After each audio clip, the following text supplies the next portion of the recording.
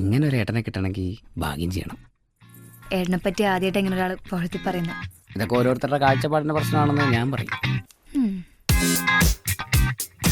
Sorry, ഞാൻ പെട്ടെന്ന് വളരെ ആനന്ദനായി പോയി. അല്ല, രണ്ട് ഭാഗത്തുനിന്നും ക്ഷണമുള്ളതുകൊണ്ട് 2 പ്രാവശ്യം സദ്യ കഴിക്കില്ലല്ലോ അല്ലേ?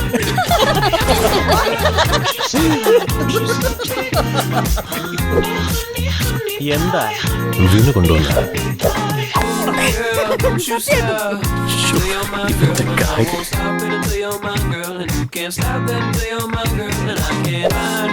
ആ കുഴി കുറച്ചുകൂടെ വലുപ്പത്തിലാണ്.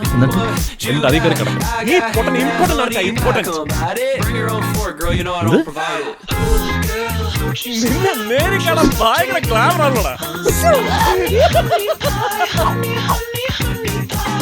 ഇതിനേക്കാൾ വിരൂപമായൊരു മുഖം അവനുണ്ട്. ഞാൻ സഹിച്ചു. പറയുന്നേക്ക് മോളെ, നമുക്ക് കല്യാണം വേണ്ട. എനിക്കാണോ? ആ ആനന്ദനൊരു പഞ്ചഭാവ, ഒരു സാധു. അപ്പൊ ഇവനൊരു പാൻ ഇന്ത്യൻ അലവലാതിയാണ്. എന്റെ ആനന്ദേട്ടൻ.